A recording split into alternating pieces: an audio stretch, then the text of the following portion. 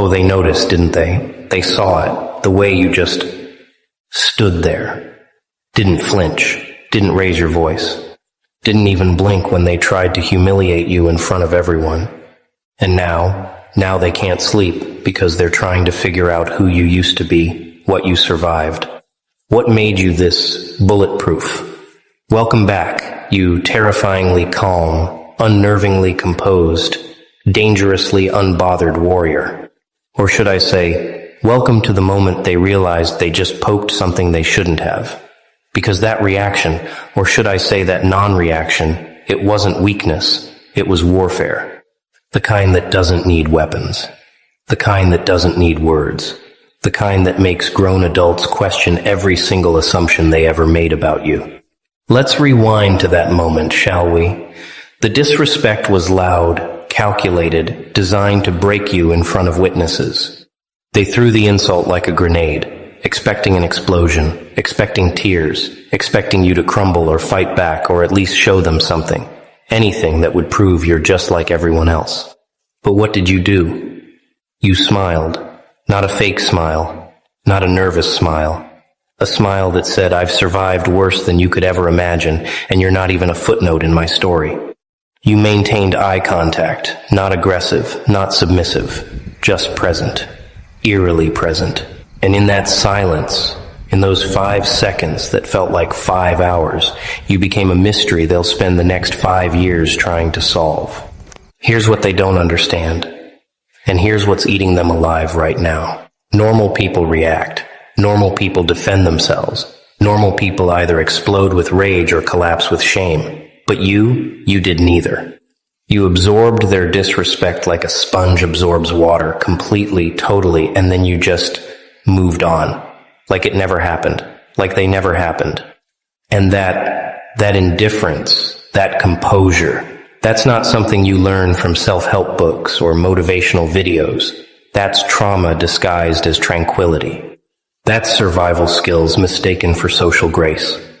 That's a past so heavy it made your present unbothered. They wanted a reaction, but what they got was a masterclass in emotional detachment from someone who's clearly been through something they couldn't comprehend. Now they're having theories. Oh yes, they're in group chats right now, dissecting that moment frame by frame. Did you see how they didn't even react? That's not normal. What do you think happened to them? Some are saying you're secretly dangerous, that you've got a dark past, that quiet people are always the ones you should fear. Others are saying you're broken inside, that you've been hurt so badly you don't feel anything anymore. And the rest are just scared, because they realize they can't manipulate someone who doesn't need their validation. They can't hurt someone who's already been destroyed and rebuilt themselves. They can't intimidate someone who's faced real monsters and survived. You became a ghost story before you even left the room. But let's talk about what that moment really meant, because this isn't about them anymore. This is about you. That calmness, that terrifying composure, it didn't come from a place of peace, did it? It came from a place of practice. Years of practice. Years of swallowing your pride, biting your tongue, absorbing blow after blow after blow until your nervous system just adapted. Until your brain learned that reacting costs more than it's worth. Until your soul decided that silence is the only language worth speaking to people who don't deserve your energy. You didn't choose to be this calm. You were trained to be this calm. Trained by betrayals that taught you trust is expensive. Trained by humiliations that taught you dignity is silent. Trained by losses that taught you attachment is a luxury you can't afford. They're wondering who you used to be. But here's the real question. Who did you have to become to survive? Because that version of you, the one who stands there unfazed while chaos erupts around you, that's not your natural state. That's your armor.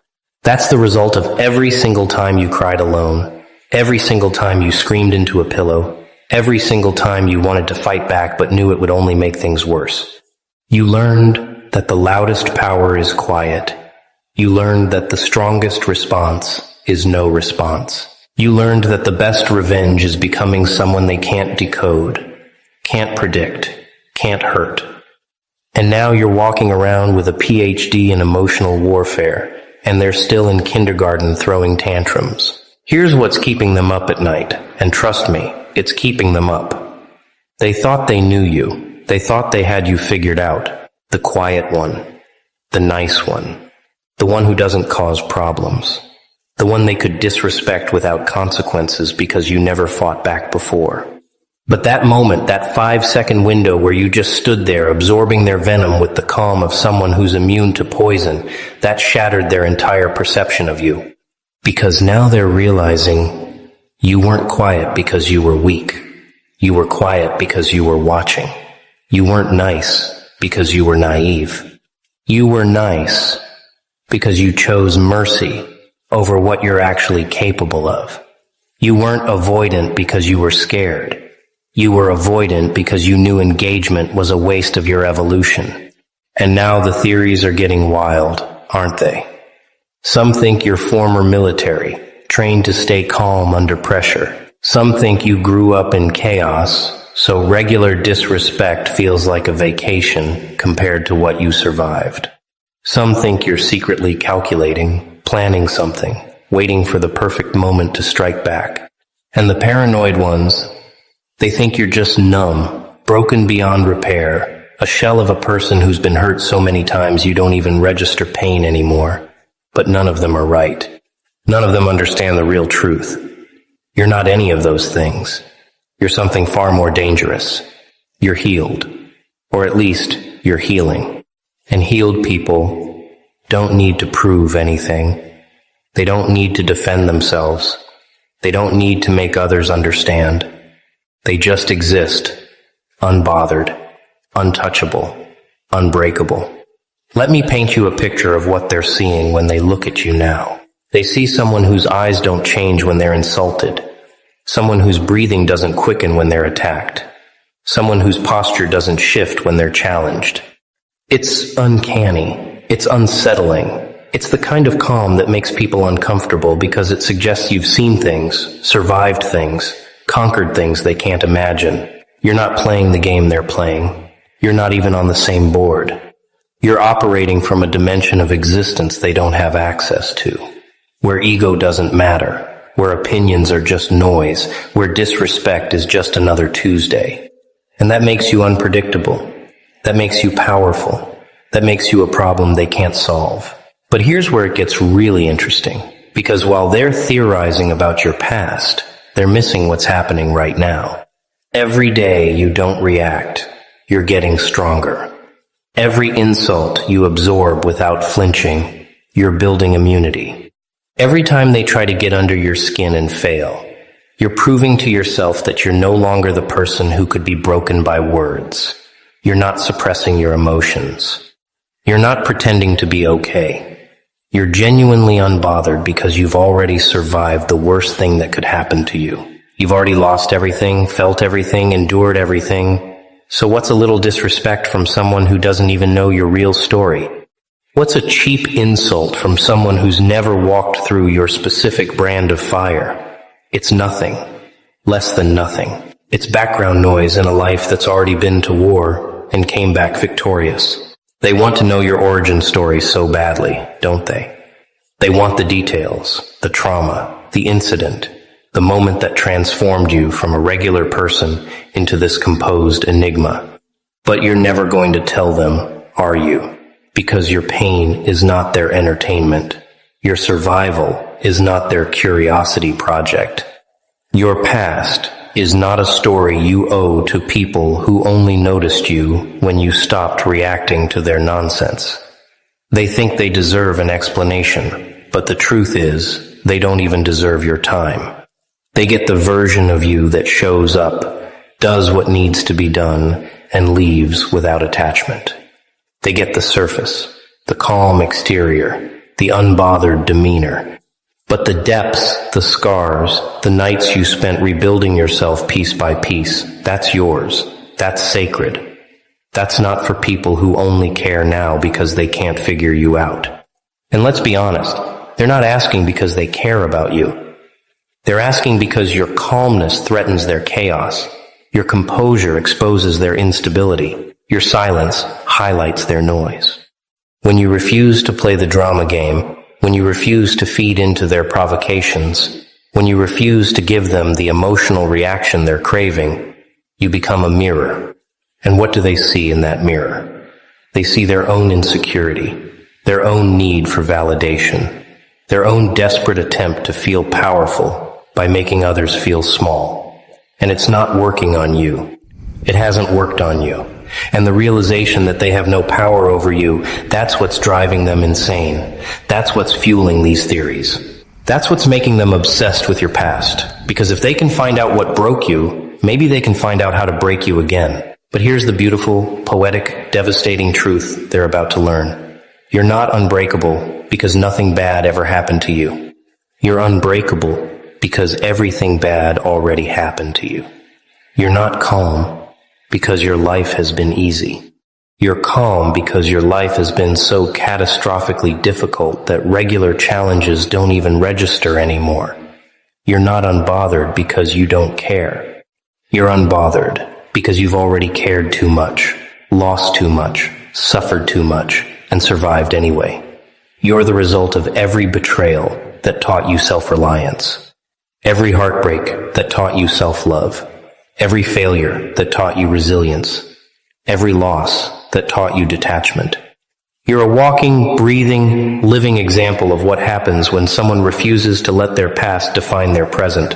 And that terrifies people who are still prisoners of their own stories. They're watching you now, closer than they ever did before. Every interaction is being analyzed. Every response is being scrutinized. Every moment of calmness is being questioned. How do they do it? What's their secret? Why aren't they affected? And you know what the funniest part is? You're not even trying. You're not performing composure. You're not faking indifference. You're not putting on an act. This is just who you are now. This is what survival looks like on the other side. This is what healing looks like when you do it in silence, without an audience, without applause, without anyone validating your progress. You rebuilt yourself in the dark, and now you're walking in the light. And people can't understand how something so bright came from something so broken. They don't know that diamonds are made under pressure. They don't know that steel is forged in fire. They don't know that the calmest waters are often the deepest. They just see the surface, and they're terrified of what's underneath. Let's talk about the specific moment again, because I want you to understand just how powerful it was. When they disrespected you, they were expecting a show. They gathered an audience. They chose their words carefully. They delivered the blow with confidence, with cruelty, with the full intention of embarrassing you. And for a split second, everyone held their breath, waiting for your reaction. This was supposed to be your breaking point. This was supposed to be the moment you finally snapped, finally showed emotion, finally proved you're human like everyone else. But instead, you gave them nothing. Not anger, not sadness, not even acknowledgement. You looked at them the way someone looks at a child throwing a tantrum, with a mixture of pity and boredom. And then you just continued with whatever you were doing, as if they were a minor inconvenience, a fly buzzing around that's not even worth swatting away. That moment changed everything, didn't it? Because in that moment, you established a new hierarchy. You showed them that their words have no weight, their opinions have no value. Their attempts to hurt you have no effect. You stripped them of their power without saying a single word. You defeated them without engaging in battle. You won without even acknowledging there was a competition. And that's the kind of victory that echoes. That's the kind of power move that gets talked about for years. That's the kind of response that makes people realize you're operating on a completely different level. They were playing checkers, trying to take you off the board, but you were playing chess. And you've been 10 moves ahead this entire time. They just didn't know it until that moment. Now they're scrambling to regain control, to regain relevance, to regain some kind of reaction from you. They're trying harder, being more provocative, more aggressive, more desperate. But here's what they don't understand. The more they try, the more obvious it becomes that they need you to react. They need your emotion. They need your attention. They need your validation. Because without it, they're just shouting into a void. They're just performing for an audience of one, and that one person isn't even watching. You've already moved on. You're already focused on your own growth, your own goals, your own peace. And that indifference, that genuine lack of interest in their drama, that's the ultimate disrespect. That's the real power move. Not fighting back, but not caring enough to fight in the first place. Let me tell you what they're really afraid of, because it's not just your calmness. It's what your calmness represents. It represents someone who's been through something so transformative, so intense, so life-altering that normal social dynamics don't apply anymore. It represents someone who's had to develop survival mechanisms that most people will never need. It represents someone who's learned to regulate their emotions at a master level, because their life depended on it. When someone can stand there, completely still, completely composed, while being verbally attacked, it means they've developed a level of emotional control that comes from necessity, not choice. It means they've had to learn how to stay calm in situations far more dangerous than a public insult. It means they've got a past that prepared them for anything, and that's what's keeping them up at night. The unknown, the mystery, the realization that they're dealing with someone whose story they don't know, whose limits they can't test, whose breaking point they can't find, because maybe, just maybe, you don't have one anymore. You've already been broken. You've already been destroyed. You've already hit rock bottom so hard that you bounced back stronger. There's nothing they can take from you that hasn't already been taken. There's nothing they can say to you that you haven't already said to yourself. There's nothing they can do to you that's worse than what you've already survived. And that makes you untouchable. That makes you dangerous. That makes you someone they should have never underestimated in the first place. But let's get even deeper, because I want you to really understand the psychological warfare you just unleashed without even trying. When you stayed calm, you denied them satisfaction. You denied them the ego boost that comes from successfully hurting someone. You denied them the social points that come from winning a public confrontation. You denied them the story they could tell later about how they put you in your place. Instead, you gave them confusion. You gave them doubt. You gave them a moment they'll replay in their minds over and over, trying to figure out where they went wrong, trying to understand why their attack didn't land, trying to comprehend how someone could be so unaffected by something that should have devastated them. You turned their moment of triumph into their moment of existential crisis. And here's the part that's really messing with their heads. They can't figure out if you're stronger than they thought, or if you're more damaged than they realized. Is your calmness confidence, or is it numbness? Is your silence power, or is it pain? Are you untouchable because you've healed, or are you untouchable because you've broken? They can't tell. And that ambiguity, that uncertainty, that's what's driving them crazy. Because if you're strong, then they're outmatched. But if you're broken, then they're monsters. Either way, they lose. Either way, you win. Either way, that moment exposed them far more than it could have ever exposed you. They showed everyone watching that they're willing to publicly humiliate someone, but you showed everyone that you're above it. You showed everyone that you're operating from a place they can't reach. You showed everyone that you're built different. Let's talk about the aftermath, because this is where it gets really interesting. After that moment, things shifted. People started looking at you differently. Not with pity, not with concern, but with respect, with curiosity, with a hint of fear. Because anyone who can stand there and absorb disrespect like it's oxygen, anyone who can maintain composure while being attacked, anyone who can smile in the face of cruelty, that's not someone you want to mess with. That's someone who's clearly been through something. That's someone who's clearly learned something. That's someone who's clearly evolved beyond the petty dynamics that control most people's lives.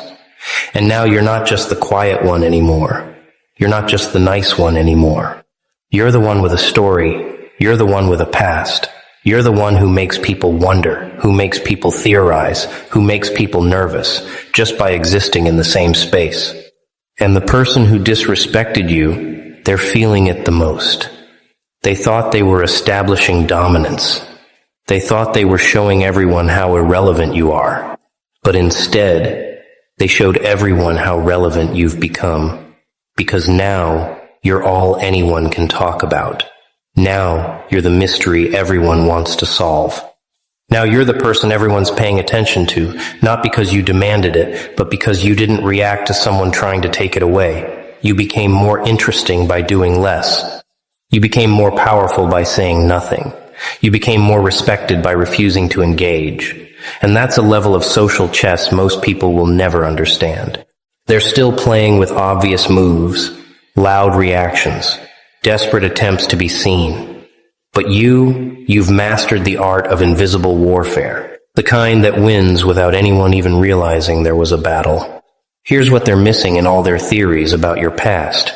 They're so focused on what happened to you that they're not seeing what you did with what happened to you. They're so focused on trying to figure out the trauma that they're not recognizing the transformation. They're so focused on the damage that they're not seeing the reconstruction. Yes, something happened to you. Yes, you went through something that changed you fundamentally. But the real story isn't what broke you. The real story is how you rebuilt yourself. The real story is how you took every painful lesson and turned it into armor. The real story is how you took every betrayal and turned it into boundaries. The real story is how you took every loss and turned it into liberation. They're looking for the origin of your calmness, but they're missing the evolution of your consciousness.